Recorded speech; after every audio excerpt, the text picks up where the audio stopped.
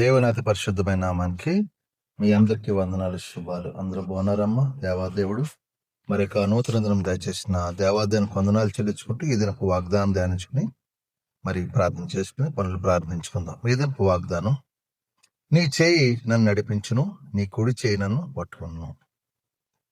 కీర్తన గ్రంథం 139 10 ఈ వాగ్దానం రాయబడి ఉంది.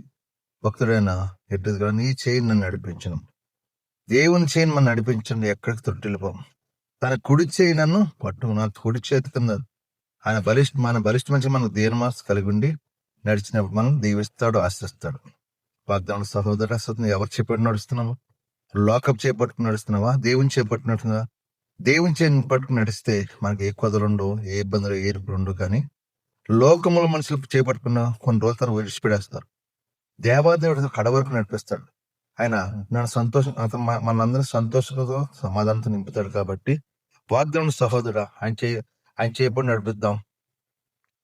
కుడి చేయి నన్ను పట్టుకున్నా, ఆయన కుడి చేయి పట్టుకున్నా, ఆయన కుడి చేయి పట్టుకుని నడిచి కృపా దేవుడు మనకు దయచేయి. కాబట్టి ఈ వాగ్దానం ప్రార్థించే దేవుడు నేను కుటుంబాన్ని దీవిస్తాడు. ఎందుకంటే ఆయన చేయి నన్ను నడిపిస్తున్నట్టు, ఆయన చేయబడి నడిచేవంటూ దేవుడు ఎన్నటికి విడిచిపెట్టాడు. మనం ఆయన చేపట్టుకున్నాడు, మనం విడిచిపెట్టేస్తాం.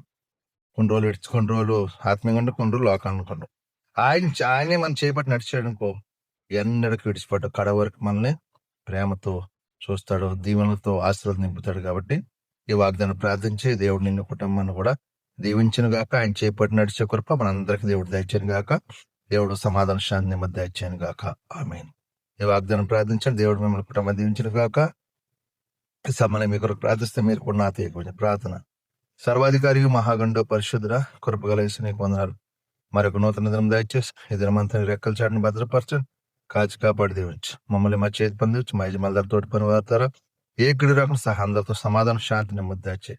నాయన ప్రతికి ఒక్క కీడును తొలగించండి, పని వారు ఒత్తిడికి సహాయించండి. బలహీనంగా బిడ్డ ముట్టండి, స్వస్థపరచండి. హాస్పిటల్ ఐసీలు ముట్టండి, స్వస్థపరచండి.